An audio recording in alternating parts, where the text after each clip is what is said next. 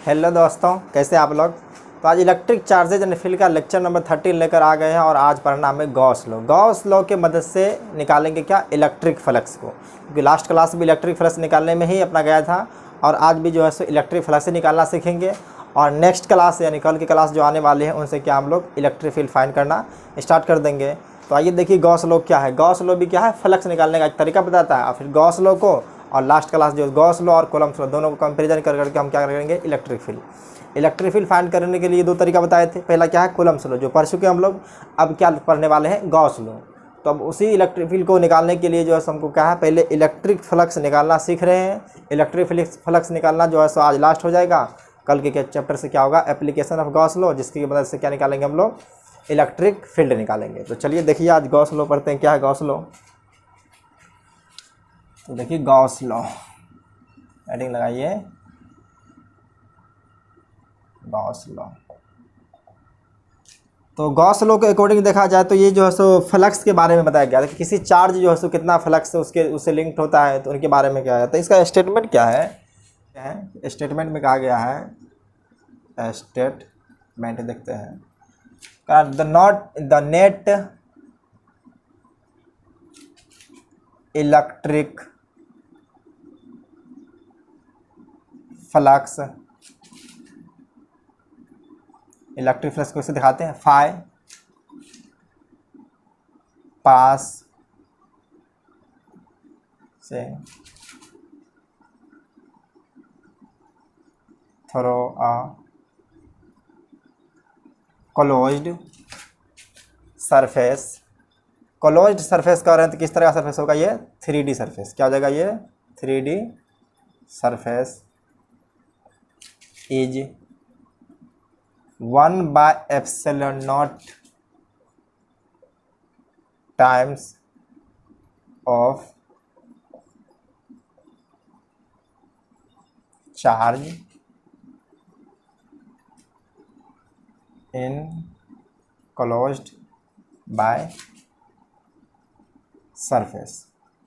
इसको सिर्फ सरफेस भी कह सकते हैं या इसको गॉसियन सरफेस भी कह सकते हैं, क्योंकि ये गॉस लॉ के रिगार्डिंग हम बात कर रहे हैं। तो गॉसियन सरफेस भी कह सकते हैं, गॉसियन सरफेस।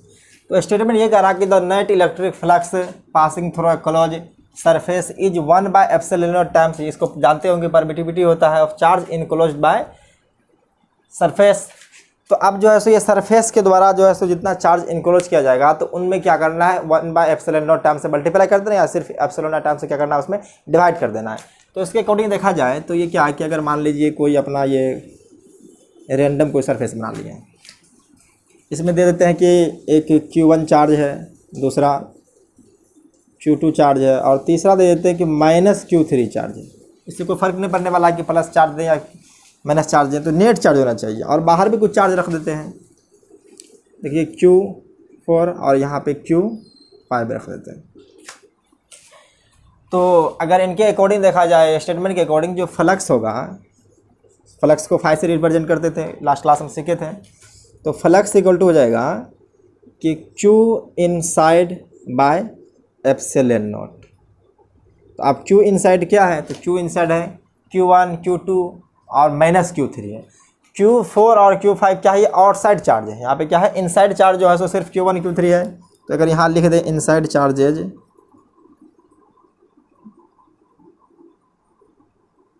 तो क्या है Q1 Q2 and -Q3। Outside charge क्या है, दिख रहा होगा आप लोगों को, Q4 एंड Q5 है। तो गॉस लॉ सिर्फ क्या कर रहा है, inside charge enclose by surface, जो चार्ज इनक्लोज किया गया सरफेस से उनको ही लेना है। तो यहाँ पे देखा जाए तो क्या हो जाएगा, Q1 प्लस Q2 और प्लस -Q3। तो प्लस माइनस क्या हो जाएगा, माइनस ही हो जाएगा, -Q3/ε0 टाइम। अगर मानिए तो शायद आपको इक्वेशन ये 1 ही मान लीजिए, क्योंकि अभी जो सो लास्ट क्लास में हम लोग पढ़े थे इलेक्ट्रिक फ्लक्स निकालने का एक और तरीका, ये गॉस लॉ है। क्या है, यही गॉस लॉ है, ये गॉस लॉ स्टेटमेंट है। रहने दी, ऊपर स्टेटमेंट तो दिया ही था। लेकिन हम लोग लास्ट क्लास में पढ़े थे, जैसे कि जानते हैं कि we know that electric flux निकालने का तरीका एक और सीखे थे, E dot area vector d A equal to ये फ्लक्स निकालने का ये भी तरीका था। तो इनको इक्वेशन जो है सो 2 कर लेते हैं। अब दोनों इक्वेशन में क्या है कि दोनों में फ्लक्स निकालने का तरीका है, तो दोनों को जो है सो कर सकते हैं फ्रॉम 1 and 2। तो क्या कर सकते हैं इसको, E dot d A equal to q inside upon epsilon naught terms. यही फार्मूला है जो हमें इलेक्ट्रिक फील्ड देगा। क्या है, इसको हम नेक्स्ट लेक्चर में बात करेंगे। कल का जो लेक्चर होने वाला है इसी पे होने वाला है। नेक्स्ट लेक्चर में टोटल यही बात करेंगे। ये क्लोज सरफेस के द्वारा होता है। तो यहाँ पे देखिए बुक वगैरह में जो इस तरह से इनक्लोज सरफेस, मतलब ये बता रहा है कि इलेक्ट्रिक फील्ड जो है सो क्लोज सरफेस के थ्रू जो है सो निकालना है। अगर चार्ज रखा हुआ है किसी क्लोज सरफेस के अंदर तो उनको रिगार्डिंग जो है सो उनको इलेक्ट्रिक फील्ड फाइंड करना है। तो चलिए पहले जो है सो हम इनको तो नेक्स्ट लेक्चर में बात करेंगे, लेकिन पहले आज हम इसी का एप्लीकेशन सीखेंगे कि ये फ्लक्स को किस तरह से निकालना है, या सिर्फ इसी तरह से Q inside by epsilon not देना है। अब तो सरफेस कैसा होना चाहिए, ये रैंडम ही सरफेस रहेगा या किसी स्पेशल सरफेस के लिए भी होगा। तो अभी सभी को एक एक बात को जो है हम पढ़ेंगे। अगर आप चाहें तो साथ साथ नोट्स बना सकते हैं, नहीं तो डिस्क्रिप्शन में लिंक दिया जा रहेगा, वहाँ से आप इसका PDF फॉर्मेट में डाउनलोड कर सकते हैं नोट्स को। और ये नोट्स जो है सो हैंड रिटन ही मिलने वाला आप लोगों को।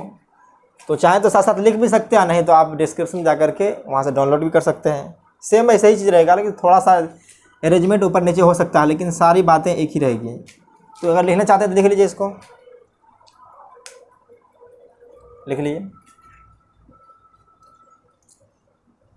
तो लिख लिए, चलिए देखिए इसको।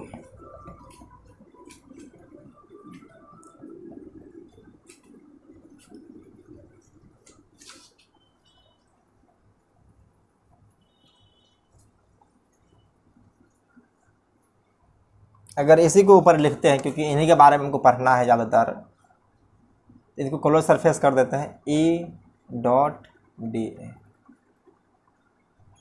Equal to q inside upon epsilon not.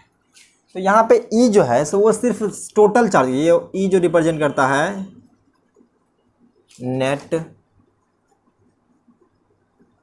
Electric field due to all charges. मतलब ये चार्ज जो है सो चाहे आउटसाइड हो चाहे इनसाइड हो, ये क्या हो जाएगा, inside as well as outside.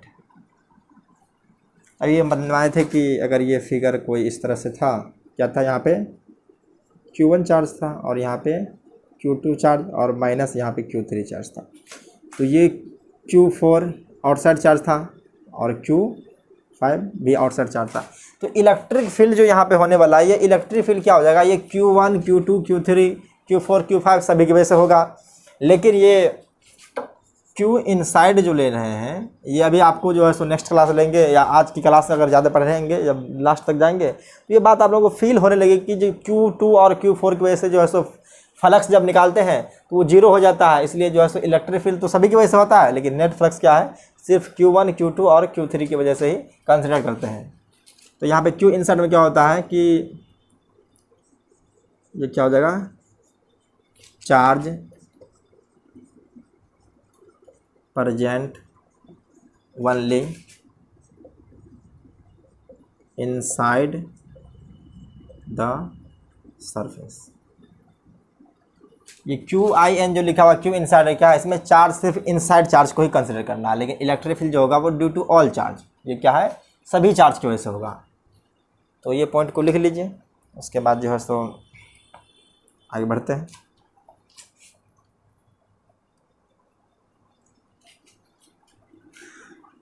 लिख लीजिए, चलिए देखिए।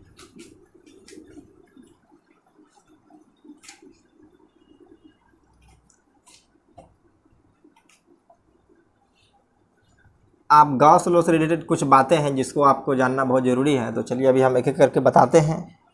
तो देखिए इम्पोर्टेंट पॉइंट अबाउट इम्पोर्टेंट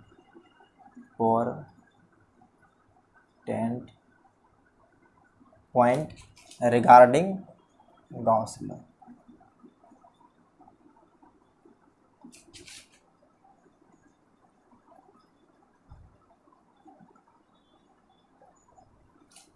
अब कुछ बातें हैं जो इम्पोर्टेंट है किसके रिगार्डिंग, गॉस लॉ के रिगार्डिंग। तो अब गॉस लॉ जो है सो कैसे चार्ज के लिए ये वैलिड है, या इससे पहले हम कूलम्ब्स लॉ पढ़े थे, तो कूलम्ब्स लॉ में क्या था कि वो सिर्फ मूविंग चार्ज, सिर्फ स्टैटिक चार्ज के लिए वैलिड होता है, लेकिन मूविंग चार्ज के लिए वैलिड नहीं है। वहाँ पे जो है सो कंटिन्यूस चार्ज के लिए, कंटिन्यूस चार्ज डिस्ट्रीब्यूशन के लिए वैलिड नहीं था। उसमें क्या किए थे हम लोग, फिर पॉइंट चार्ज माने थे, इंटीग्रेशन कर करके फिर से उससे क्या किए थे, हम इलेक्ट्रिक फील्ड निकाले थे।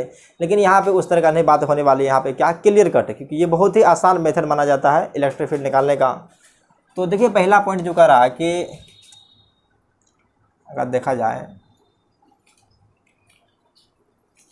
जो flux throw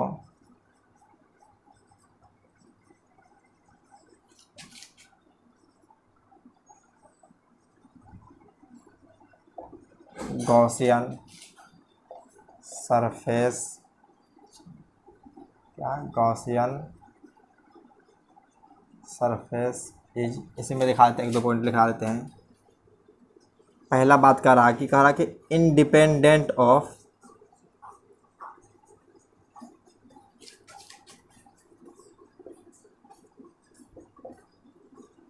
size and shape. ये बात को समझिए पहले। कह रहा कि जो किसी भी साइज का हो और किसी भी शेप का हो, ये क्या है कि उसके लिए जो है सो that flux through the Gaussian surface is independent. ये इंडिपेंड करता है, या चाहे छोटा सरफेस हो, जैसे कि अगर मान के चलिए ये प्लस क्यू चार्ज दिए, छोटा सरफेस में, तो इससे क्या फ्लक्स निकलेगा, फाई इक्वल टू देखिए क्यू अपॉन एप्सिलॉन नॉट। चाहे ये सरफेस इतना ही बड़ा क्यों ना हो, उससे भी क्या है कि फ्लक्स तो निकलने वाला सेम ही रहेगा, क्योंकि फ्लक्स जो निकलेगा वो Q not by epsilon not ही, या क्यू बाय एप्सिलॉन नॉट ही हो जाएगा। ये क्या है कि साइज पे डिपेंड नहीं करता, कुछ भी साइज। शेप के बारे में देख रहे थे, शेप कैसा भी हो सकता है। मान लीजिए कि आपका ये शेप क्या है, क्यूबिकल शेप, कैनोनिकल शेप है, अगर यहाँ प्लस क्यू चार्ज रखा हुआ है, तब भी फ्लक्स जो आएगा वो क्या आ जाएगा, Q not upon epsilon not. चाहे तो आप जो है सो अगर cylindrical shape, sorry spherical shape भी मान लेते हैं, अगर यहाँ प्लस क्यू चार्ज रख दिया जाए, तब भी फ्लक्स जो इनके थ्रू आएगा वो क्यू अपॉन एप्सिलॉन नॉट ही आएगा। चाहे आप किसी भी तरह का, अगर कोई चाहता है कि सिलेंड्रिकल शेप ले ले, क्या सिलेंड्रिकल शेप ले ले, तो कोई दिक्कत नहीं है, सिलेंड्रिकल शेप ले ले, लेकिन कैसा होना चाहिए, क्लोज सरफेस होना चाहिए। क्लोज सरफेस जब भी रहेगा तो फ्लक्स जो आएगा उसके थ्रू, इनके तरफ थ्रू भी फ्लक्स क्या हो जाएगा, क्यू अपॉन एप्सिलॉन नॉट। तो ये ऐसी बातें करा कि ये क्या है, हम प्रूफ भी कर देंगे कि साइज के रिकॉर्डिंग, साइज को अगर चेंज भी करेंगे तो फ्लक्स पे कोई चेंज नहीं आने वाला है। लेकिन शेप को जो है सो हम यहाँ पे प्रूफ नहीं कर पाएंगे, क्योंकि ये हायर कॉम्प्लिकेटेड मैथमेटिक्स आ जाता है, ये अपने सिलेबस में नहीं है, इनसे बाहर है। तो बस इसको मान लेंगे, इसको हम प्रूफ कर देंगे, और एक शेप के लिए, मतलब सिर्फ हम करेंगे कि स्फेरिकल शेप के लिए, स्फेयर के लिए प्रूफ कर देंगे, और उनके रिगार्डिंग क्या है कि सबको मान लेंगे कि इनके लिए भी वैलिड है, कौन के लिए भी, ये क्या है, ये कौन है। और दूसरा बात क्या है, ये सिलेंडर है और ये स्फेयर है, सभी के लिए वैलिड है, बस इसके अंदर चार्ज प्रेजेंट होने चाहिए। तो ये बातें लिखने की नहीं, बस इसी पॉइंट को समझाने के लिए जो हम बताए थे, तो इसको हम मिटा देते हैं। पहला पॉइंट तो ये हो गया कि ये इंडिपेंड है किससे, साइज और शेप से। दूसरी बातें देखते हैं।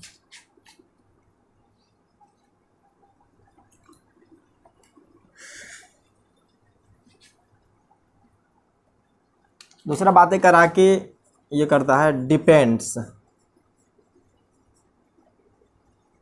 Only charge present inside the surface। अगर सरफेस के अंदर जो चार्ज होता है उन पे ही डिपेंड करता है, क्योंकि इन्हीं के बारे में तो पढ़ना है, क्योंकि आउटसाइड चार्ज को हम कंसिडर नहीं किए थे। तो थर्ड पॉइंट जो है सो आपको क्लियर ही हो गया होगा कि ये करता है सिर्फ इनसाइड चार्ज के बारे में, present inside the only charge present inside the charge. जो चार्ज होना चाहिए कैसा होना चाहिए, इनसाइड होने चाहिए। तीसरा बात देखते हैं, डज नॉट डिपेंड ऑन, या इंडिपेंडेंट लिख देते हैं,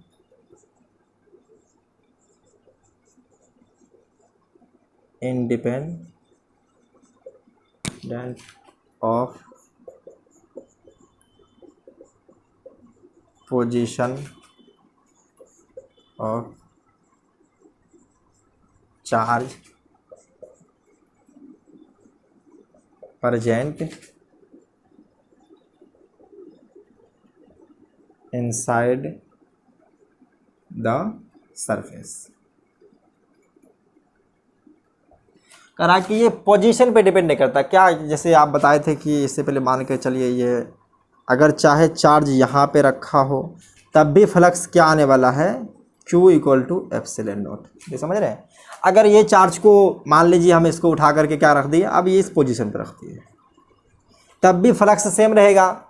या तो कोई सेंटर में ही रख दे, क्या है कि अगर कोई सेंटर में रखना चाहे तो सेंटर में रख गया तब भी फ्लक्स चेंज रहेगा, सेम ही रहेगा। तो ये पोजीशन ऑफ चार्ज पे डिपेंड नहीं करता है, यानी कोई गॉसियन सरफेस या कोई क्लोज सरफेस है, क्योंकि हम गॉसियन सरफेस किसे कंसिडर करते हैं, क्लोज सरफेस को। क्लोज सरफेस के अंदर कहीं भी चार्ज हो तो उनसे जो फ्लक्स आएगी हमेशा सेम रहेगी, क्योंकि पोजीशन पे डिपेंड नहीं करता। 3 बातें ये हो गई। तो चलिए चौथी बातें को समझते हैं।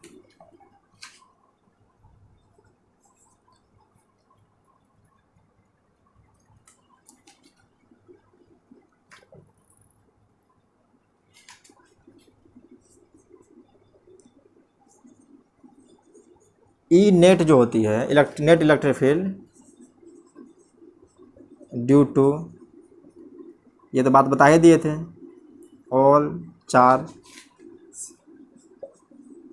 प्रेजेंट, क्या है नेट इलेक्ट्रिक फील्ड, यानी कि E net due to all charge present inside हो चाहे inside as well as outside charges, but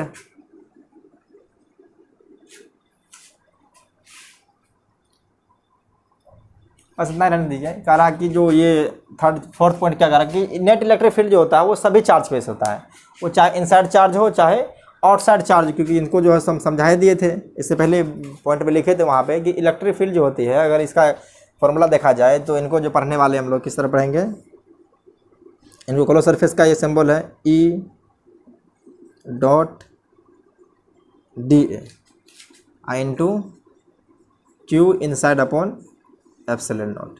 तो ये जो होता है electric field due to all charge होता है, ड्यू टू ऑल चार्जेज। किस तरह चार्जेज, चाहे इनसाइड चार्जेज हो चाहे आउटसाइड चार्जेज, सभी चार्ज के लिए जो है सो ये electric field resultant electric field है। लेकिन ये क्यू इनसाइड जो होता है सिर्फ क्लोज सरफेस के जो अंदर हो उन्हीं को कंसिडर करते हैं। लेकिन इलेक्ट्रिक फील्ड क्या होता है, इनका अभी वजह बताएंगे कि अगर देख लीजिए यहीं पे, अगर कोई मान के चलिए ये चार्ज जो है सो प्लस, रुकिए अगला पॉइंट बताने के बाद जो है सो ये क्लियर ज़्यादा और आप लोगों को हो जाएगी। तो पहले इनको इन चारों बात पॉइंट को आप नोट डाउन कर सकते हैं, कर लीजिए इनको।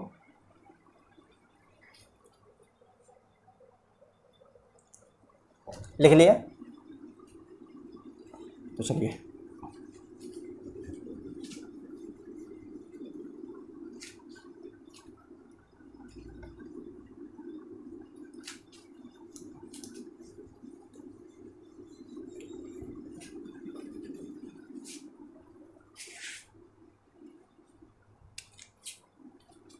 पांचवा पॉइंट है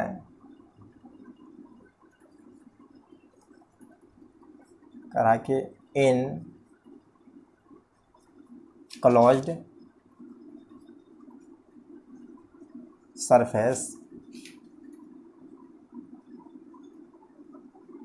इनकमिंग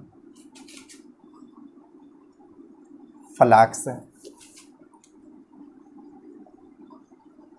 टेकन इज नेगेटिव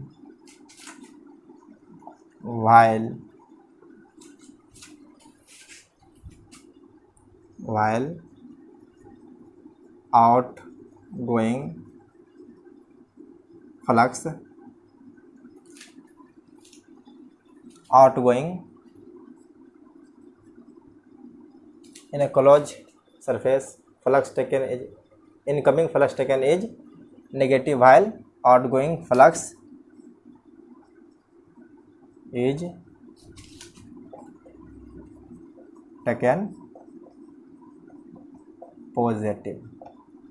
तो कह रहा है कि अगर कोई इनकमिंग फ्लक्स होती है तो उसको नेगेटिव साइन कंसिडर करते हैं, और जो आउटगोइंग चार्ज होती है उनको क्या करते हैं, पॉजिटिव फ्लक्स काउंट करते हैं। देखिए यहीं पे जो है आपको क्लियर हो जाएगा कि वो आउटगोइंग चार्ज की वजह से क्या होता है।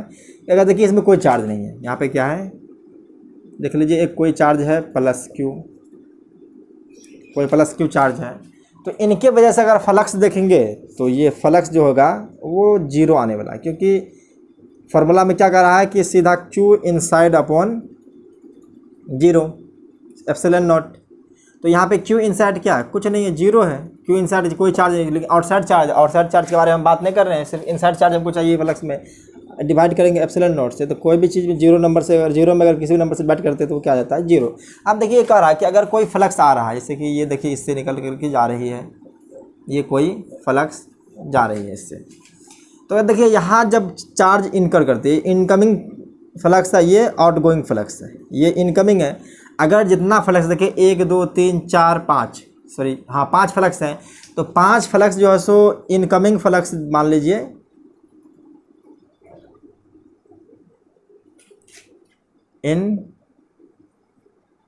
इनकमिंग फ्लक्स क्या है -5, क्योंकि इनकमिंग फ्लक्स को जो है हम क्या मानते हैं, नेगेटिव, और आउटगोइंग जो फ्लक्स जो आउट कर रहा है वो क्या हो जाएगा, +5। देखिए 1 2 3 4 5 जितना फ्लक्स इनकमिंग हो रहा है उतना ही आउटगोइंग हो रहा है। तो इसलिए क्लोज सरफेस, मगर कोई भी क्लोज सरफेस होती है तो उनमें क्या बाहरी चार्ज मतलब आउटर चार्ज की वजह से क्या होता है, नेट फ्लक्स जीरो होता है। आप इसी में देख लेंगे फाई नेट, अगर नेट फ्लक्स देखेंगे तो वो जीरो आने वाला है, क्या है, जीरो आ जाएगा। तो यही बात कर रही है 5वां पॉइंट, कह रहा कि in close surface incoming flux taken negative while outgoing flux is taken positive. तो यही बात था, इनको आप समझ लिए, इनको लिखने की जरूरत नहीं, सिर्फ समझना था हम लोगों को। तो देखिए पॉइंट नंबर 6 पे आते हैं, क्या कर रहा है।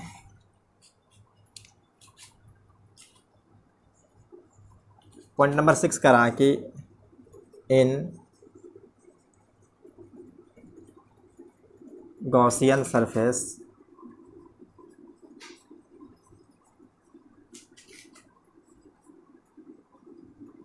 Flux zero does not mean electric field zero. अब ये कह रहा है कि अगर फ्लक्स जीरो हो तो इसका मतलब ये नहीं कि इलेक्ट्रिक फील्ड जीरो हो सकता है, but electric field zero then phi equal to zero, इसका ऑलवेज। इस बात को समझते हैं, कह रहा कि गॉसियन सरफेस में अगर फ्लक्स जीरो है तो इसका मतलब ये नहीं कि इलेक्ट्रिक फील्ड जो है सो जीरो हो। ई नेट कर देते हैं इसको, क्या इलेक्ट्रिक फील्ड ई नेट। इस बात को आप लोग अच्छी तरह समझिए। कह रहा कि अगर कोई भी गॉसियन सरफेस के रिगार्डिंग अगर फ्लक्स जीरो है तो इसका कोई मतलब नहीं है कि उससे क्या इलेक्ट्रिक फील्ड भी जीरो होगा। इसका एग्जांपल लिख देखते हैं, क्योंकि इलेक्ट्रिक जो है हम डायपोल की वजह से हम आप लोगों को बता चुके हैं कि इलेक्ट्रिक फील्ड क्या होती है। अगर एक्सिस पे होती है मतलब एक्सियल पॉइंट पे होती है तो 2kp/r⁻, या xq कह सकते हैं। अगर वही इक्वाटोरियल में होती है तो -kp/r⁻, या xq कह सकते हैं। तो अब देखिए कि अगर कोई मान के चलिए ये डायपोल है, क्या है, एक डायपोल मान लेते हैं। डायपोल में क्या होती है, माइनस चार्ज और प्लस चार्ज। अगर इनके वजह से अगर देखा जाए फ्लक्स तो क्या होती है, जीरो होती है। लेकिन जब इलेक्ट्रिक फील्ड की बात करें तो ये जीरो नहीं होती है। तो यही बात कर रहा है कि अगर कोई गॉसियन सरफेस के रिगार्डिंग क्या है कि फ्लक्स जीरो है तो इनका मतलब क्या है कि नेट इलेक्ट्रिक फील्ड क्या है, जीरो नहीं हो सकता है। अगर नेट इलेक्ट्रिक फील्ड जीरो है इसका सीधा मतलब है क्या है कि फ्लक्स जीरो है, क्योंकि नेट इलेक्ट्रिक फील्ड किसी वजह से आती है, चार्ज की वजह से। जब चार्ज है ही नहीं तो फिर फ्लक्स कहाँ से आएगा, इसलिए क्या होता है, फ्लक्स जीरो हो जाता है। तो आप 7वां पॉइंट देखते हैं।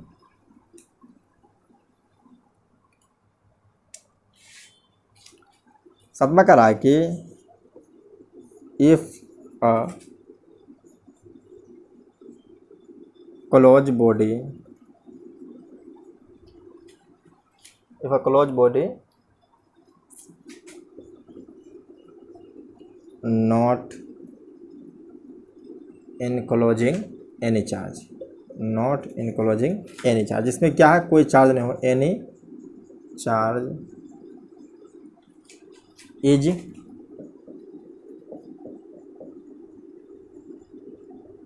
placed in, चाहे यूनिफॉर्म इलेक्ट्रिक फील्ड हो, यूनिफॉर्म और नन यूनिफॉर्म मतलब क्या, इलेक्ट्रिक फील्ड जो है सो हमेशा सेम रहे तो यूनिफॉर्म कहेंगे, और नॉन यूनिफॉर्म क्या, जब इलेक्ट्रिक फील्ड वेरी कर रहा है। Non uniform is placed in, uniform और नॉन यूनिफॉर्म ये ब्रैकेट दे दिए हैं ताकि आप लोगों को क्लियर रहे कि दोनों की बात करें। In placed in electric field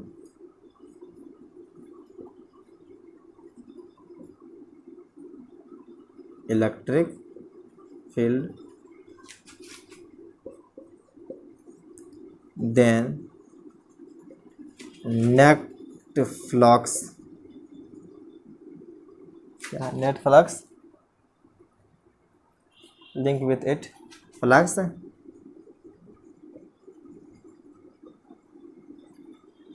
link with it और इट विल बी जीरो।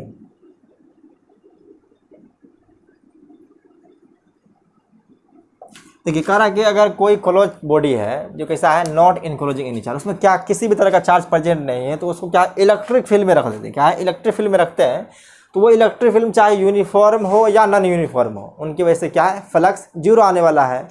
अगर बॉडी के अंदर चार्ज रहेगा तब उसकी वजह से इलेक्ट्रिक फील्ड हो सकती है, लेकिन चार्ज नहीं है क्लोज सरफेस के अंदर तो इलेक्ट्रिक फील्ड क्या है, जीरो होगा। जितना इनकमिंग फ्लक्स होगा उतना ही आउटगोइंग फ्लक्स होगा, जिसकी वजह से क्या हो जाएगा कि नेट फ्लक्स जीरो हो जाएगा। अगर कोई बॉडी अगर चार्ज नहीं रखे होगा, अगर उसके अंदर कोई भी चार्ज नहीं है, जैसे कि आप एग्जांपल के तौर पे दिखा देते हैं कि मान लीजिए ये क्या है, यूनिफॉर्म इलेक्ट्रिक फील्ड है,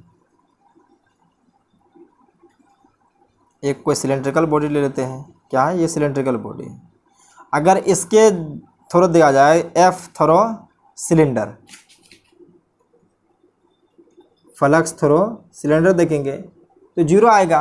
चाहे अभी इसको नॉन यूनिफॉर्म में कर लेते हैं, क्या है ये नॉन यूनिफॉर्म इलेक्ट्रिक फील्ड का क्या था, सिंबल दिखाए थे कि इलेक्ट्रिक फ्लक्स कैसे होना चाहिए, पैरेलल स्ट्रेट और इक्वी स्पेस रहता है तो यूनिफॉर्म कहते हैं, और ये क्या है नॉन यूनिफॉर्म है। अगर इनमें मान के चलिए हम एक क्या क्लोज बॉडी क्या है कि सिलेंडर रख देते हैं, तो इनके थ्रो भी फ्लक्स आने वाला क्या है वो जीरो आएगा, चाहे यूनिफॉर्म इलेक्ट्रिक फील्ड में प्लेस करे चाहे नॉन यूनिफॉर्म इलेक्ट्रिक फील्ड में प्लेस करे, किसी भी क्लोज बॉडी को, तो उनके रिगार्डिंग चार्ज जो आती है वो क्या होती है, सॉरी चार्ज नहीं फ्लक्स जो होगी वो नेट फ्लक्स जीरो होगी। तो ये 6 बातें थी। इनके बाद जो है सो हम लोग प्रूफ करेंगे क्या, गॉस लॉ का। गॉस लॉ जो हम निकालते हैं कि direct Q inside upon epsilon not, कोई क्यू चार्ज को हम जो है सो इनसाइड रख करके उनके बाद जो है सो हम इनको प्रूफ करेंगे। तो चलिए इनको नोट कीजिए, लिख लिए।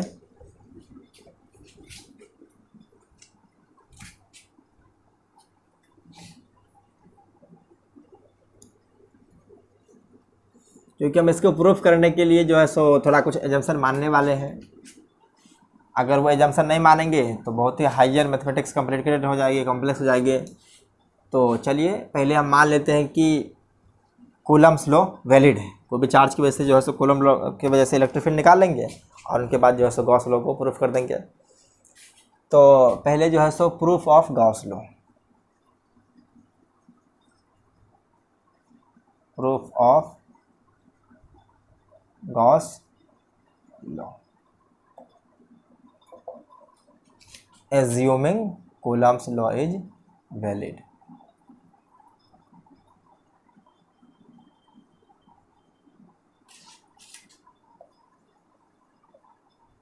Is valid. तो कूलम्स लॉ की वजह से इलेक्ट्रिक फील्ड निकालना हम लोग सीख चुके थे, वो क्या होता है, ई इक्वल टू किसी पॉइंट चार्ज की वजह से के क्यू बाय आर स्क्वायर होता है। चलिए इसको कैपिटल ही आर मान लेंगे लास्ट में, देख लीजिए ये।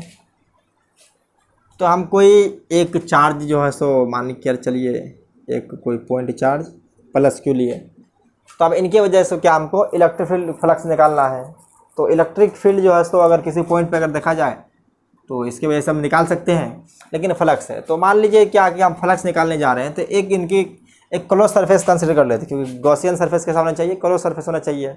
और क्लोज के साथ साथ जो है सो हम बताएंगे कि इनकी गॉसियन सरफेस को जब लेना है तो इनके रिगार्डिंग जो क्या क्या बातें ध्यान में रखनी है। तो फिलहाल हम तो कर देते हैं, लेकिन ये पॉइंट को जो है सो थोड़ा बाद में लिखा देते हैं, ताकि आप लोगों को क्लियर हो जाए कि अगर गॉसियन सरफेस कंसिडर करना है तो किस तरह करना है। गॉस लॉ ऑलवेज एप्लीकेबल होता है, लेकिन यूजफुल बहुत ही कम जगह पे होती है। तो मान लेते हैं कि इससे क्या है कि एक कोई स्फेयर है, स्फेयर है ये, उस स्फेयर के सेंटर पे क्या है, इस स्फेयर के सेंटर पे हम मान लेते हैं, एज्यूम कर लेते हैं कि एक कोई प्लस क्यू चार्ज है। अगर इनके वजह से अगर देखें इलेक्ट्रिक फील्ड, तो इलेक्ट्रिक फील्ड डायरेक्शन ऐसे ही होगा। अब देखते हैं कि अगर फ्लक्स निकालने का हम लोग का फॉर्मूला क्या है। अगर देखा जाए कि अगर यहाँ पे देखा जाए तो एक छोटा सा स्मॉल एरिया कंसीडर कर लेते हैं, क्योंकि एक अगर हम देखें तो स्फीयर के ऊपर एक छोटा छोटा एरिया कट कर लेंगे तो वो क्या है, एक प्लेन सरफेस की तरह बिहेव करेगा। तो मान लेते हैं कि छोटा सा प्लेन सरफेस जो है सो इतना बड़ा आ गया है, और इसका भी डायरेक्शन क्या हो जाएगा, ये डी ए है। इलेक्ट्रिक फील्ड डायरेक्शन और एरिया वेक्टर दोनों का डायरेक्शन क्या है, सेम है। तो इनकी वजह से क्या है, स्मॉल फ्लक्स, क्योंकि छोटा एरिया से कितना इलेक्ट्रिक फ्लक्स आएगा, वो डी फाई मान लेते हैं। क्या मान लेते हैं हम लोग, डी फाई मान लिए। तो डी फाई क्या हो जाएगा, ई डॉट डी ए। आप देखिए तो क्या हो जाएगा, ये ई डी कॉस जीरो हो जाएगा, क्योंकि इलेक्ट्रिक फील्ड और एरिया वेक्टर दोनों का डायरेक्शन क्या है, सेम है, जिसकी वजह से जीरो हो गया है। तो ये क्या हो जाएगा, ई डी ए हो जाएगा। अगर टोटल हमको फ्लक्स निकालना है तो टोटल फ्लक्स निकालने के लिए क्या करेंगे, इंटीग्रेट कर देंगे। ऐसा डी फाई को जो है सो क्या करेंगे, ऐसा डी फाई बहुत कट कर लेंगे, यहाँ पे भी कट कर लेंगे। मान लीजिए कि यहाँ कट कर लिए हैं, क्या है ये डी ए है। अगर इससे देखा जाए तो इलेक्ट्रिक फील्ड भी ऐसे ही आने वाला है और एरिया वेक्टर भी इस तरह आने वाला है। तो ऐसा हम एक छोटा सा एरिया यहाँ भी कट कर लेंगे। तो ऐसे कर करके जो है सो पूरा स्फीयर में जो है सो बहुत सारा कट कर लेंगे, और सबको जब स्केलर, ये क्या है कि फ्लक्स जो है सो स्केलर क्वांटिटी, एक्सेल क्वांटिटी क्या है, हम आसानी से सिंपली मैथमेटिक्स के द्वारा जो है सो जोड़ सकते हैं। जिस तरह से आप लोग अलजेब्रिकल मैथमेटिक्स इस्तेमाल करते हैं, 2 + 3 = 5, वही मेथड से जो है सो हम इनको भी जोड़ देंगे। तो एरिया वेक्टर का भी डायरेक्शन इसी तरफ रहेगा और इलेक्ट्रिक फील्ड का। तो ये क्या है कि सभी डायरेक्शन में अगर देखा जाए, अगर इस तरफ भी दिखा देते हैं, ये लास्ट है, यहाँ पे एक छोटा सा एरिया कट करते हैं, तो एरिया पर डायरेक्शन क्या हो जाएगा, डी ए डाउनवर्ड हो जाएगा इस तरफ, और इलेक्ट्रिक फील्ड का डायरेक्शन इस तरफ ही आने वाला है। तो हमेशा इलेक्ट्रिक फील्ड और एरिया वेक्टर का डायरेक्शन सेम होने वाला है, तो दोनों के बीच का एंगल क्या होगा, जीरो। तो अभी सभी को जो है सो ऐड कर देते हैं, तो क्या हो जाएगा, ई डॉट ए। अगर देखा जाए तो सब जगह इसका रेडियस अगर आर मान लीजिए, क्या मान लिया जाए, आर मान लिया जाए, तो पूरा सरफेस जो होगा, सरफेस किसका, ये स्फीयर है, इसको हम कंसिडर किए हैं गॉसियन सरफेस। तो ये गॉसियन सरफेस कैसा कंसिडर कीजिए, स्फीयर। तो स्फीयर का सरफेस से अगर कि सेंटर से देखा जाए, सेंटर और उसके सरफेस के बीच का डिस्टेंस क्या होती है, हमेशा कांस्टेंट होती है, और वो क्या होती है, वो रेडियस के बराबर होती है। तो वही कर रहे हैं। तो देखिए इलेक्ट्रिक फील्ड जो है सो कांस्टेंट ही आने वाला है, तो इलेक्ट्रिक फील्ड को हम बाहर कर लेते हैं, और डी ए। इसी तरह से एरिया वेक्टर क्या कि टोटल एरिया को इस तरफ से अगर कंसिडर करें, तो छोटा छोटा एरिया को जब करेंगे तो टोटल एरिया आ जाएगा स्फीयर का। स्फीयर का टोटल एरिया आप लोग जानते होंगे कि क्या होता है, 4πr² होता है। इलेक्ट्रिक फील्ड जो है सो पॉइंट चार्ज की वजह से हम लोग निकाले हैं, क्योंकि यही तो बताए थे कि कूलम्ब्स लॉ वैलिड है। तो कूलम्ब्स लॉ की वजह से क्या होता है, k/r। इनसाइड चार्ज क्या है, q है, ये q है। तो इनकी वजह से क्या हो जाएगा, k/r²। और ये डी ए अगर इसको देखा जाए तो क्या आ जाएगा, टोटल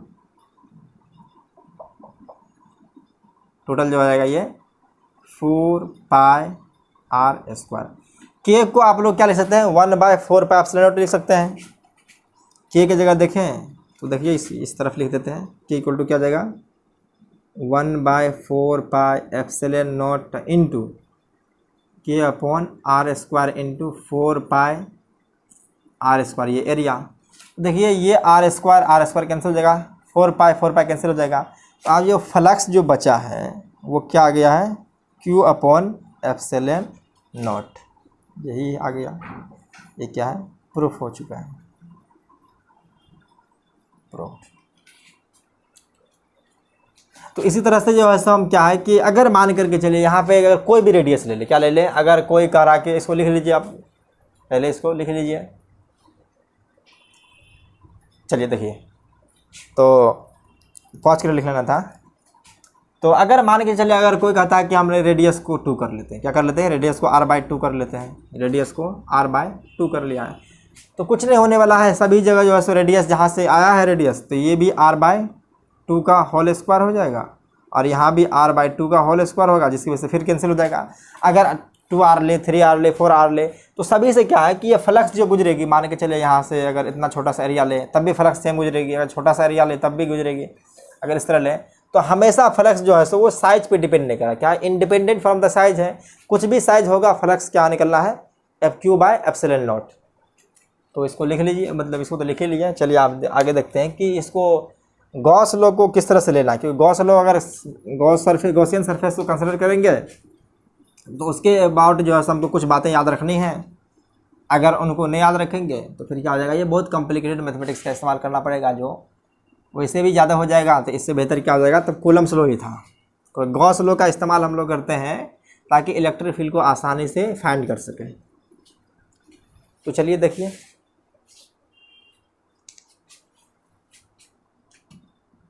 क्या लिखना है, कंडीशन फॉर गॉसियन सरफेस। मतलब हम जो एज्यूम करेंगे वो गॉसियन सरफेस, ऐसा नहीं है कि जो गॉसियन सरफेस तो सभी तरह के वैलिड हो सकते हैं, लेकिन जो एप्लीकेबल है, कंडीशन फॉर गॉसियन सरफेस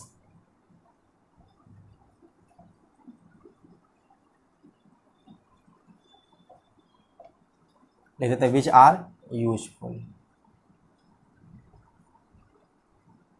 जो यूजफुल होने वाला है वो, तो गॉसियन सरफेस जो है सो ऑलवेज क्या होगा, वैलिड होगा, लेकिन हमेशा ये यूजफुल नहीं हो सकता है। क्या है, इसको चाहे तो लिख देंगे, ये जो Gauss law is always valid but not useful. Useful होने के लिए जो है हम कुछ कंडीशन क्या करने वाले हैं, रिक्वायर्ड करते हैं कि आप ये कंडीशन अगर रहेगा तो उससे क्या हो जाएगी कि गॉस लॉ के मदद से हम लोग इलेक्ट्रिक फील्ड, पहले इलेक्ट्रिक फ्लक्स फाइंड कर लेंगे, इलेक्ट्रिक फ्लक्स के सारे क्या करेंगे, इलेक्ट्रिक फील्ड फाइंड कर लेंगे। तो चलिए पहला पॉइंट जो कह रही है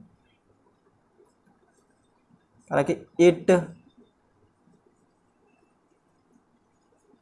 शुड बी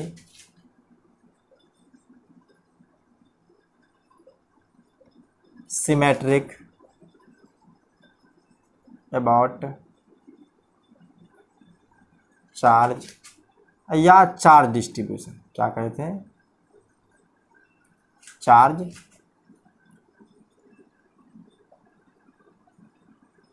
डिस्ट्रीब्यूशन हो गया। ये दूसरा लेना है, पहला क्या होना चाहिए, ये सिमेट्रिक। ये जो है सो एसिमेट्रिक सरफेस के लिए भी वैलिड है। अगर नोट में लिखना चाहेंगे,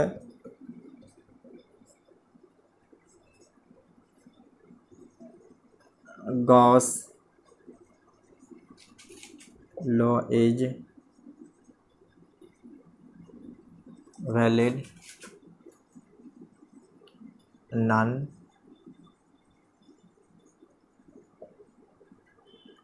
symmetrical surface also but not useful. ये यूजफुल नहीं रहेगा बिकॉज इट रिक्वायर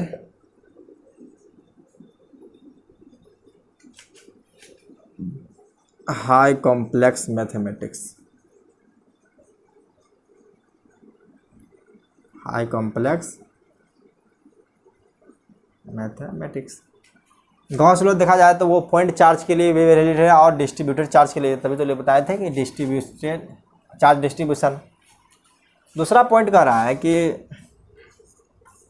देखिए दूसरा पॉइंट क्या कह रहा है, कह रहा है कि मैग्नीट्यूड ऑफ इलेक्ट्रिक फील्ड, कह रहा है magnitude of electric field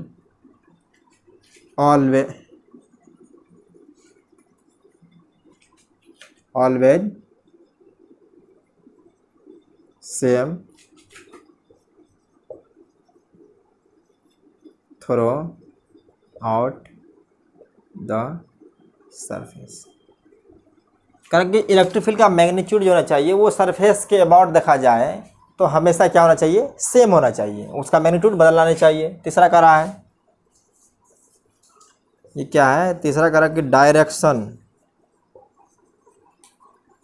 of electric field and area vector must be same, इन दोनों को भी सेम होना चाहिए, must be same through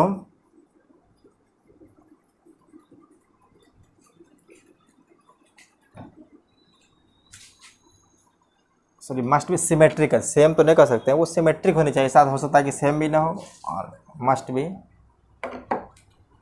symmetric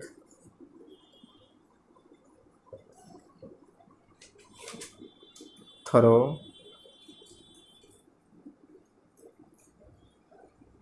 out the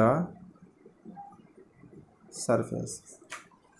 अगर देखा जाए, अगर मान के चलिए डायरेक्शन जो है सो इलेक्ट्रिक फील्ड का अगर ये है और ये इस तरह से है, मान के चलिए ये थीटा मान लीजिए, तो ये इलेक्ट्रिक फील्ड और एरिया वेक्टर ये तो दोनों का हमेशा डायरेक्शन सेम रहेगा, लेकिन क्या है कि अवेलेबल नहीं हो सकता। तो थीटा का वैल्यू जो हम दो ही कंसिडर कर सकते हैं, या तो थीटा होना चाहिए क्या है कि थीटा इक्वल टू 0 डिग्री होना चाहिए, यानी पैरेलल होना चाहिए, either theta equal to 90 degree, तभी तो जो है सो क्या हो जाएगा, इसको वैलिड हो पाएगा। तो थीटा का हम दो ही वैल्यू कंसिडर कर सकते हैं, या तो क्या थीटा का वैल्यू 0 और या 90 डिग्री।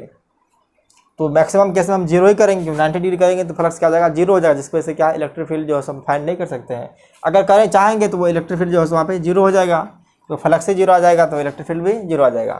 तो चौथा पॉइंट देखा जाए, चौथा कह रहा है कि सरफेस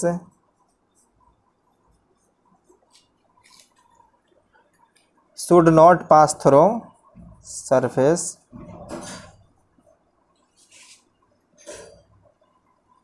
शुड नॉट, चलिए इसको अलग कर देते हैं, surface should not pass through any point charges. करा कि ये किसी भी पॉइंट चार्ज के थ्रू जो है सो इसका सरफेस जो होना चाहिए, अगर कोई सरफेस है, अगर देख लीजिए ये सरफेस गॉसियन सरफेस मान लें, तो इसके सरफेस के ऊपर कोई पॉइंट चार्ज नहीं आना चाहिए, क्योंकि सरफेस चार्ज जो है, ये सरफेस जो क्या है कि डिस्ट्रीब्यूटेड चार्ज के ऊपर आ सकता है, लेकिन पॉइंट चार्ज नहीं आना चाहिए। तो पॉइंट चार्ज की वजह से क्या होता है कि उसके अपने ही लोकेशन पे इलेक्ट्रिक फील्ड जो है हम लोग क्या कहते हैं, कहते हैं मीनिंगलेस, वहाँ पे कोई डिफाइन नहीं किया सकता है। इसी वजह से अगर कोई भी अगर गॉसियन सरफेस कंसिडर कर रहे हैं तो ये बात हमेशा ध्यान में रखना है कि उससे सरफेस से होकर के पॉइंट चार्ज नहीं पास होनी चाहिए। अगर पास हो जाएगा तो फिर क्या है, ये एप्लीकेबल तो होगा लेकिन यूजफुल नहीं होगा। तो 4 पॉइंट है, इसके बाद क्या होना चाहिए, इट शुड बी सिमेट्रिक होना चाहिए। क्या है, ये वैलिड नॉन सिमेट्रिक के लिए भी है लेकिन यूजफुल नहीं है।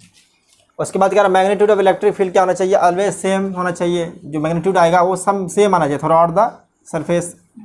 तीसरा बात करें, the direction of electric field and area vector must B symmetric through out the surface.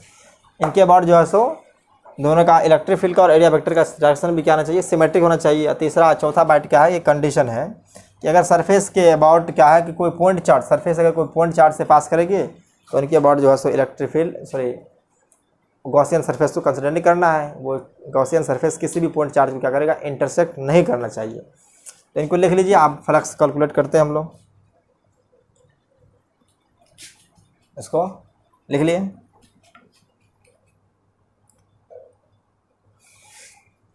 चलिए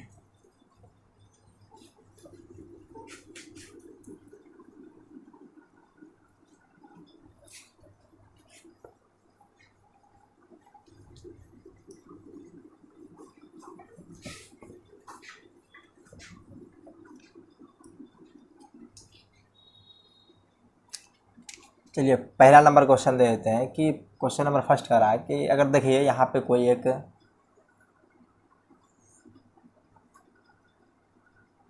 हेमी स्फीयर है और इसको थोड़ा नीचे बनाते हैं ताकि इसको सॉल्व भी कर देंगे।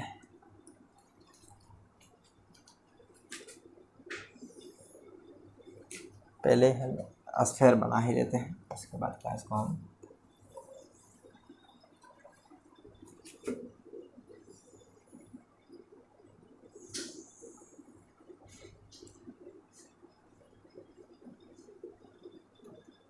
दिख रहा होगा कि ये क्या है, एक हेमिस्फीयर। इसके सेंटर पे एक प्लस क्यू चार्ज रख दिया गया है और पूछ रहा है फाइंड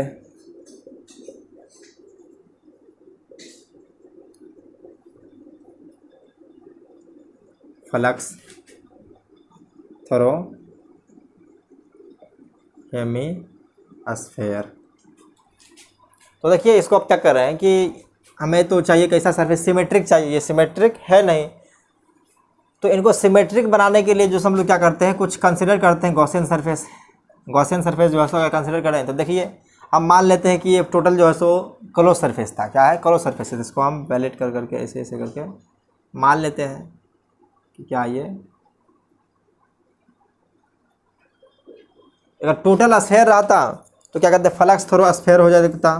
क्या है, फ्लक्स थ्रू स्फीयर। तो क्या होता, अगर इसमें प्लस क्यू चार्ज है तो plus Q by epsilon not होता। लेकिन आधा है तो सिमेट्रिकली है, तो आधा ऊपर जाएगा और आधा नीचे फ्लक्स होगा। देखिए अगर फ्लक्स निकलेगा तो आधा इस तरह से निकलेगा और वैसे ही ऊपर निकलेगा। तो फ्लक्स दोनों तरफ क्या है, सिमेट्रिक निकलने वाला है। तो आधा की वजह से जो है सो जो फुल की वजह से पता है, तो हाफ की वजह से क्या निकाल सकते हैं, फ्लक्स थ्रू हेमी स्फीयर जो आएगा वो Q divide by 2 epsilon not आ जाएगा। क्या आ जाएगा, ये हाफ कर दिए तो ये इस तरह से आ गया है। यही है, छोटा छोटा सा देखते ही निकाल लेना है। चलिए सेकंड क्वेश्चन को देखते हैं। अगर इसको नोट करना चाहते हैं तो नोट कर लीजिए। चलिए देखते हैं second question.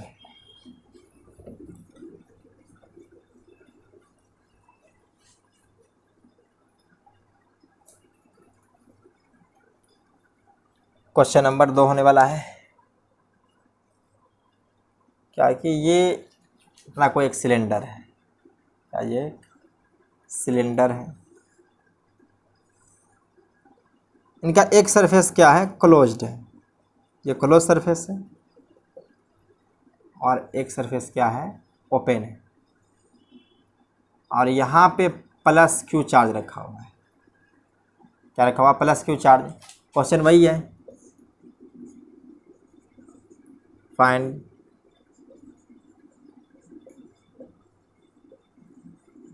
Flux through semi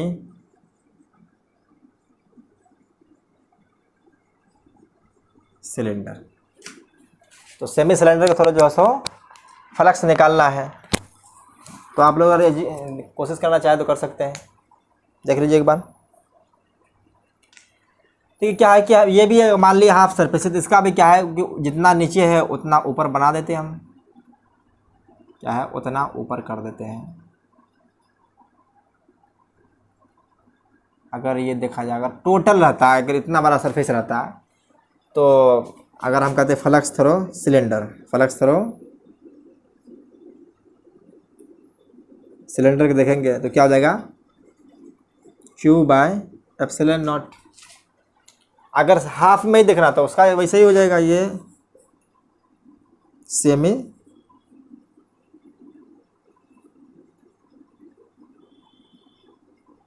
क्या हो जाएगा, क्यू अपॉन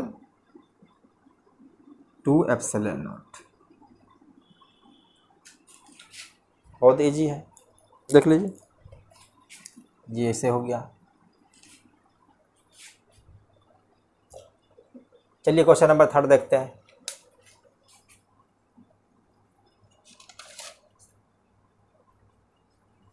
चलिए क्वेश्चन नंबर 3 थोड़ा सा दिमाग लगाने वाला है, अच्छा क्वेश्चन है।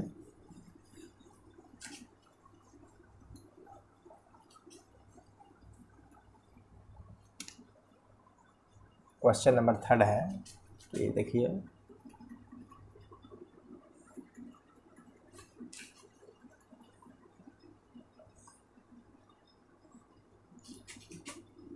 ये क्या है, कोई सरफेस है, इस सरफेस से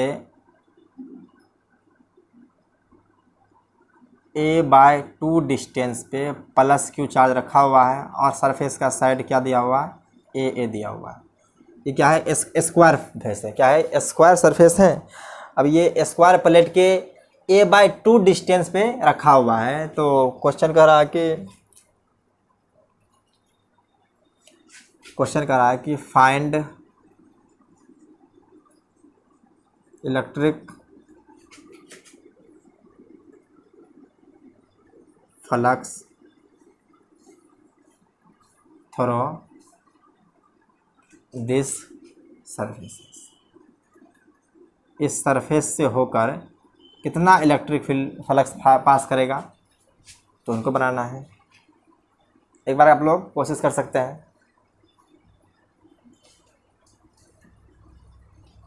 क्या है, कोशिश कर रही है। चलिए देखिए क्या है कि अगर मान करके चलिए, अगर ये a/2 डिस्टेंस पे है और ये a दिया हुआ है, तो कुछ ऐसा कंसिडर करते हैं कि हमको गॉसियन सरफेस चाहिए, क्लोज सरफेस होना चाहिए। और क्लोज सरफेस क्या हो सकता है, तो स्क्वायर तो क्लोज सरफेस होता नहीं है। तो ये स्क्वायर किस प्लेट में होता है, क्यूब अगर देखें तो क्यूब का अगर देखें फेस तो क्या होता है कि वो एक स्क्वायर शेप का होता है। तो हम एक क्यूब बना कर देखते हैं कि क्या ऐसा बात हो सकता है। तो देखिए एक क्यूब बनाते हैं, चलिए एक ये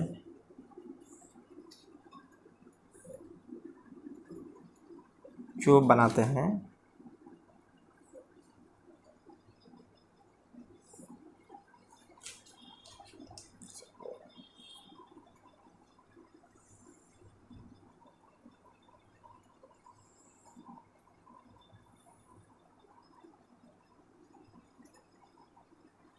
कहीं यही फेस की तो बात नहीं कर रहे, देखिए तो ये फेस और ये फेस इसी फेस के बारे में बात कर रही है। और इसके डिस्टेंस कितना पे दिया हुआ है, q/2। तो ये क्या है कि यहाँ से इससे इस फेस से डिस्टेंस अगर a/2 है, कितना डिस्टेंस है, अगर a/2 है तो सभी फेस से a/2 ही होगा। इसको पहले कंप्लीट करने दीजिए। ये क्यूब है तो सिर्फ इस फेस से पूछ रहा है, ये जो हम शेडेड कर देते हैं, इस फेस से क्या है, क्यूब है, यहाँ पे प्लस क्यू चार्ज रखा हुआ है। अगर ये क्यूब होता तो क्यूब में कितना सरफेस होते हैं, 6 फेस होते हैं, 6 फेस से इक्वली सबसे फ्लक्स निकलता। तो यहाँ पे अगर देखा जाए तो क्या होता, फ्लक्स थ्रू क्यूब। अगर ये क्यूब रहता तो कितना था, क्यू अपॉन एप्सिलॉन नॉट आता है। लेकिन प्रत्येक फेस से निकालना है तो ये में से एक फेस होगा, ये ईच फेस क्या हो जाएगा, 6 फेस होते हैं, Q divide by 6 epsilon not, बस यही हो जाएगा आंसर अपना। कुछ ना, थोड़ा सा दिमाग लगाना था कि ये किसका पार्ट है। चलिए इसको लिख लिए। अब ऐसा ही जो है सो एक क्वेश्चन नंबर 4 कीजिए, सेम ही है, बस थोड़ा बात को घुमा दिया गया है। चलिए देखिए क्वेश्चन नंबर 4 है।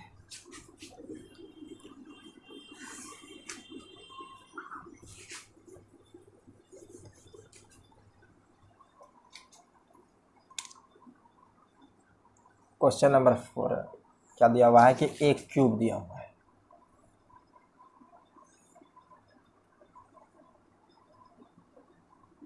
एक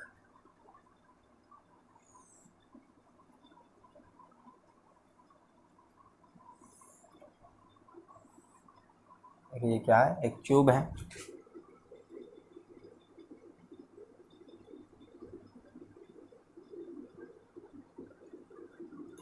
इसके सेंटर पे मान लीजिए ये सेंटर रहा, इससे प्लस क्यू चार्ज है, और कह रहा कि ये फेस जो है इस फेस से कितना फ्लक्स पास करेगा।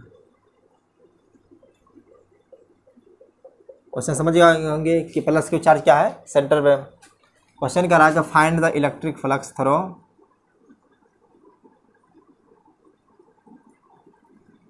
इलेक्ट्रिक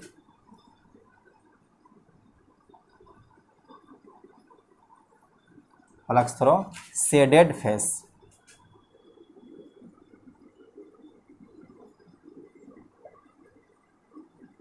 शेडेड फेस, तो इस शेडेड फेस से कितना फ्लक्स आएगा, तो ये बहुत ही ईजी आप लोगों से हो जाना चाहिए। बट ट्राई कीजिए, पॉज करके ट्राई कीजिए। देखिए वही क्वेश्चन है, सेम क्वेश्चन। अगर फ्लक्स थ्रू क्यूब देखा जाए तो वो क्या आ जाएगा, Q divide by epsilon not. अगर 6 फेस है, क्योंकि क्यूब में कितने फेस होते हैं, 6 फेसेस होते हैं, तो प्रत्येक फेस से अगर देखा जाए तो कितना निकलेगा, इससे क्यूब बाय 6 एप्सिलॉन नॉट, नीचे cube by 6 cube by 6 cube by 6, सबसे क्या हो जाएगा, सॉरी 5/6 करके निकलेगा। तो आप देखिए यहाँ पे इच फेस, यही शेडेड फेस का पार्ट हो जाएगा, क्योंकि प्रत्येक फेस में से ये शेडेड फेस क्या है, उन्हीं में से एक है, तो ये भी क्या हो जाएगा, क्यू बाय 6 एप्सिलॉन नॉट। देख लीजिए क्वेश्चन नंबर 4 हो गया। अब क्वेश्चन नंबर 5 देखते हैं, थोड़ा वो अच्छा क्वेश्चन है, चलिए देख लीजिए। क्यूब रहने देना चाहिए था, चलिए क्यूब तो रहने दीजिए, इसी को बना देते हैं।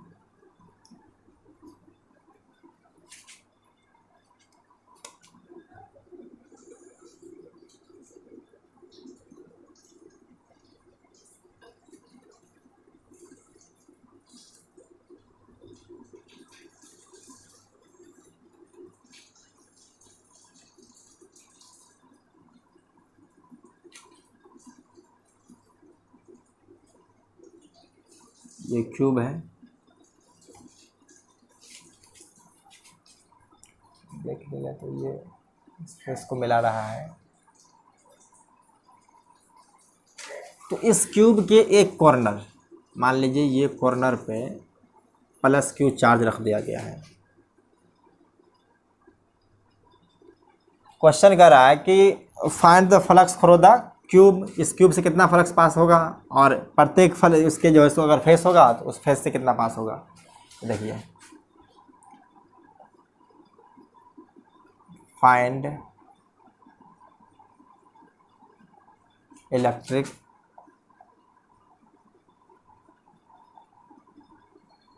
Flux through cube and also find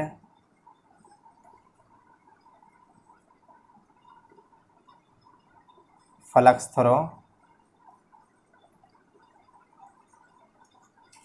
each face, प्रत्येक फेस में से कितना जाएंगे, क्वेश्चन मार्क है। आप लोग ट्राई कीजिए किस तरह से होगा, ये कोशिश कीजिए एक बार।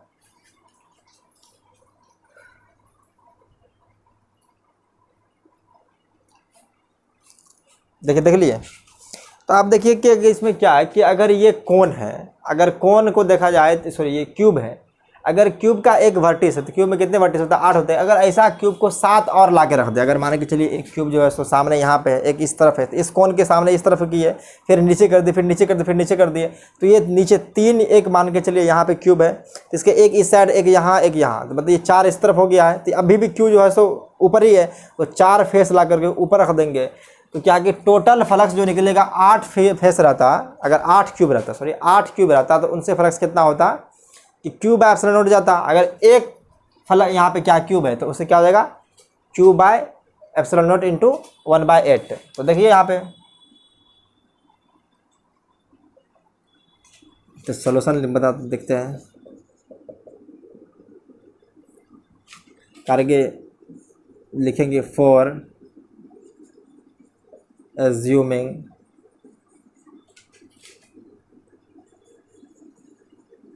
गॉसियन सरफेस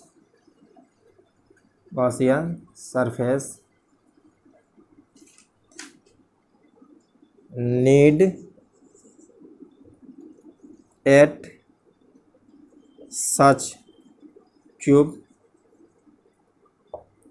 कितना जगह, ऐसा 8 क्यूब चाहिए।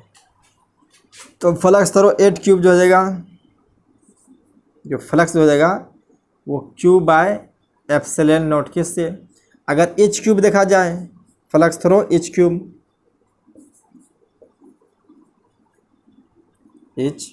देखें तो क्या हो गया, Q upon 8 epsilon not.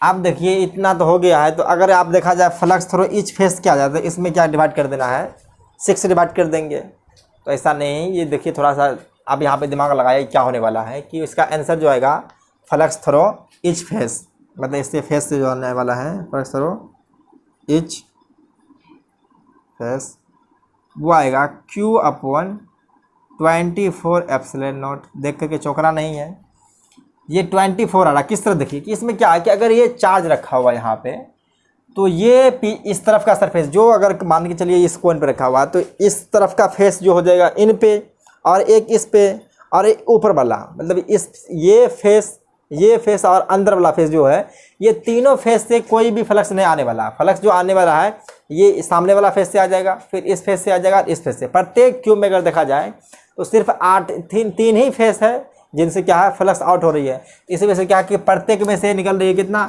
Q by 8 epsilon naught. तो अगर प्रत्येक क्यूब का कितने फेस से फ्लक्स पास आउट हो रही है, 3 से। तो इसी तरह से जो है ये क्या हो गया, अगर इनको लिखना चाहें तो 3 × 8 एप्सिलॉन नॉट, ताकि आप लोगों को समझ में आ जाए, क्यू अपॉन 24 एप्सिलॉन नॉट। यही आंसर हो गया, ये प्रत्येक फेस से आ गया और प्रत्येक क्यूब से क्या हो जाएगा, क्यू अपॉन 8 एप्सिलॉन नॉट। तो क्वेश्चन नंबर 4 हो गया ये, सॉरी क्वेश्चन नंबर ये 5 था, क्वेश्चन नंबर ये 5 था।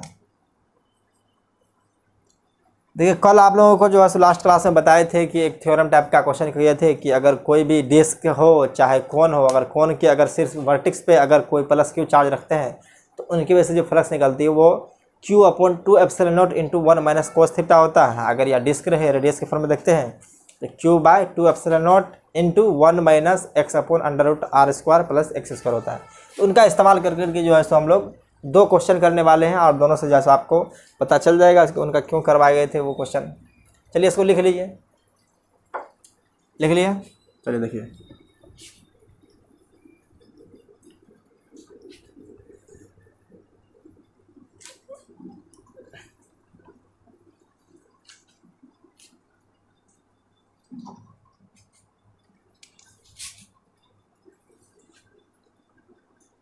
क्वेश्चन नंबर 6 है, देखिए कि एक सिलेंडर कोई है, क्या ये एक सिलेंडर है,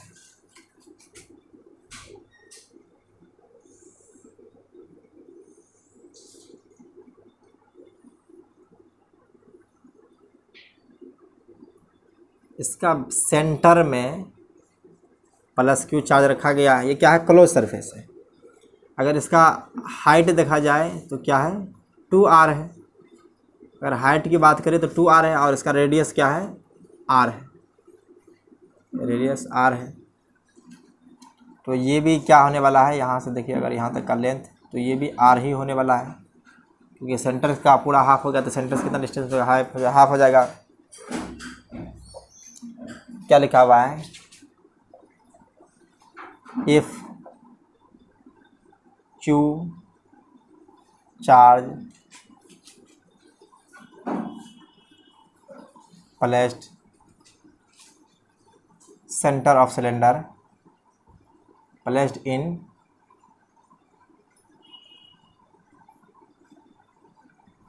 center of cylinder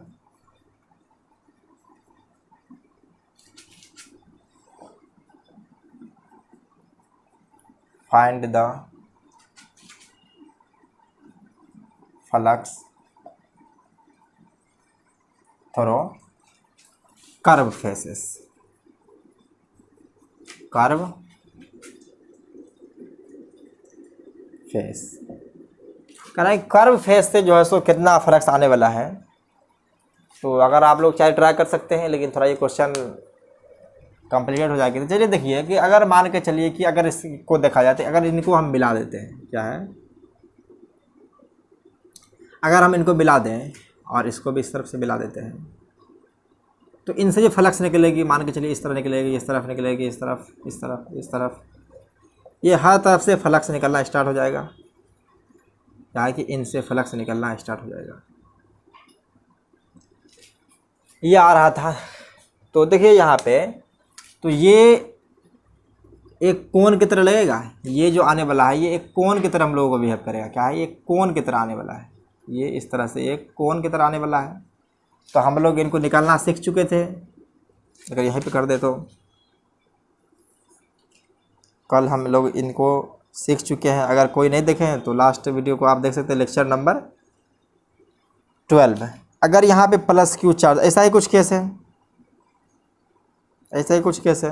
ये आर है और ये आर है। तो अगर देखा जाए तो पाइथागोरस थ्योरम से ये क्या हो जाएगा, √2r हो जाएगा। क्या हो जाएगा, √2r। ये थीटा है, तो यहाँ से हम लोगों को कोस थीटा का वैल्यू निकाल लेते हैं। कोस थीटा क्या हो जाएगा, बेस बाय हाइपोटेनस। तो क्या हो जाएगा, r bye √2r। r cancel हो जाएगा, ये क्या हो जाएगा, 1 बाय √2। अगर देखा जाए कि फ्लक्स थ्रू कोन फेस ऊपर हो जाएगा, एक नीचे हो जाएगा, बाद बाकी जो बचेगा वो कर्व सरफेस। इस तरह का क्या है, दो कोन फेस हो जाएगा, ये फेस और ऊपर वाला फेस, दो तरह का हो गया है। तो इनसे अगर देखा जाए तो फ्लक्स थ्रू कोन। सॉल्यूशन कर देते हैं।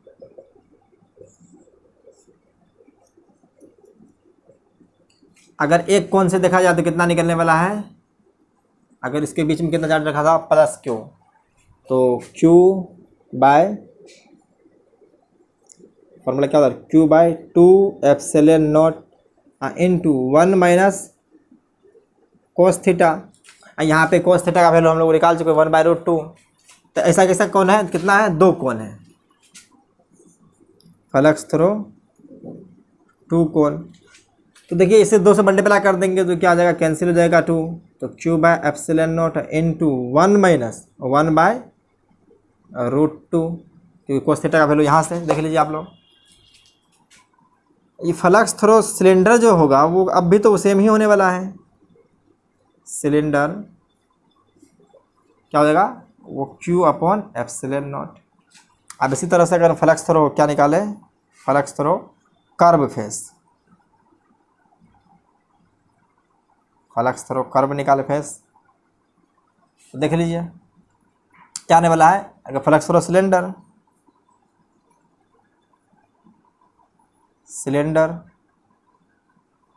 माइनस फ्लक्स थ्रू दो कोण, तो आप इसको देख लीजिए क्या हो जाएगा, Q/ε0 minus Q/ε0 into 1 minus 1 by √2। अगर देखा जाए तो ये प्लस ये माइनस कैंसिल हो जाएगा और ये माइनस माइनस प्लस हो जाएगा। तो फाइनल रिजल्ट जो आने वाला है Q/√2ε0, Q/√2ε, यही फाइनल रिजल्ट है, ये आंसर है। देख गया होगा आप लोगों को। इसी से रिलेटेड क्वेश्चन जो है सो एक क्वेश्चन नंबर 7 लेते हैं, आप लोग उसको ट्राई कीजिए, सेम इसी बेस पे है। तो चलिए क्वेश्चन नंबर 7 देखते हैं।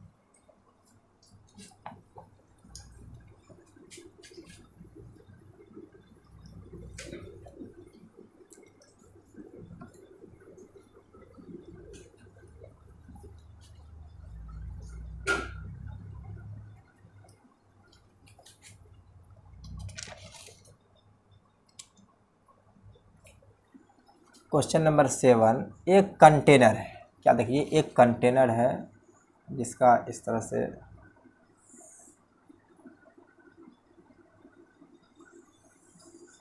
ये एक कोई कंटेनर है।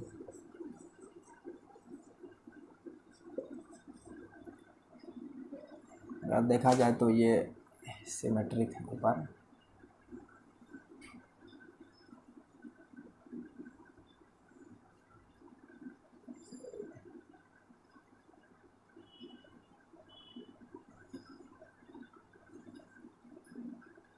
इनका रेडियस क्या है, r है।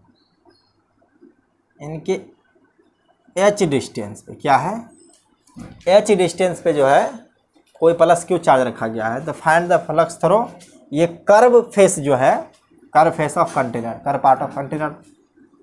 क्वेश्चन है find flux through curve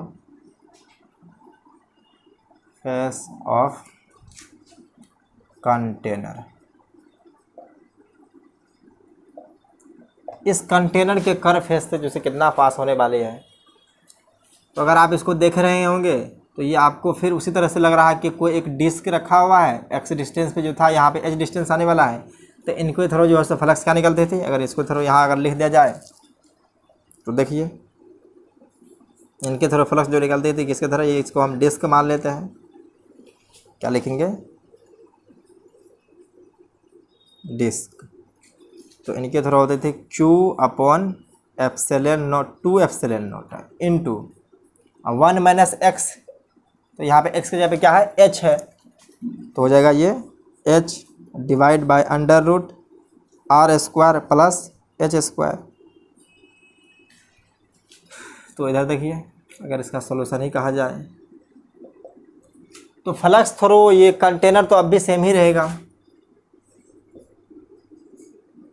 flux throw container अब भी वही रहेगा क्योंकि ये क्लोज क्यूब है, क्लोज कंटेनर है। तो क्या हो जाएगा, ये क्लोज कंटेनर में Q divide bye epsilon not हो जाएगा। अगर ये पार्ट को देखा जाए फ्लक्स थ्रो, ये भी कोन की तरह ही बिहेव कर रहा है। किसकी तरह कर रहा है, कोन की तरह बिहेव कर रहा है। इसको डिस्क या कोन कहे, डिस्क या कोन कहे। तो देखिए अगर फ्लक्स इसमें कितना, एक ही कोन आने वाला है तो क्या हो जाएगा, Q divide by 2 epsilon not into 1 minus h divide by under root r square plus h square. अगर देखा जाए फ्लक्स थ्रो कर्व पार्ट देखा जाए तो क्या हो जाएगा, flux throw container minus flux throw कौन हो जाएगा। तो आप वोट कर दिए वैल्यू को, क्या हो जाएगा ये Q upon 2 epsilon not minus Q upon epsilon not upon Q divide by 2 epsilon not into 1 minus h divide by under root r square plus h square. यही आपका जो है सो फ्लक्स थ्रो कर्व पार्ट आ गया है।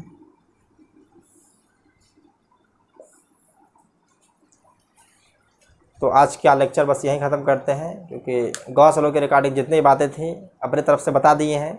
आप लोग चाहें तो और भी कहीं पढ़ सकते हैं। अगर इसका PDF नोट डाउनलोड करना चाहते हैं तो डिस्क्रिप्शन में लिंक दिया गया है। एज इट इज़ जिस तरह पढ़ाया गया है वैसे ही उसमें लिखा हुआ है, हैंड रिटन नोट्स हैं, आप उसको डाउनलोड कर सकते हैं। पढ़ाई करते रहिए। Take care, bye bye.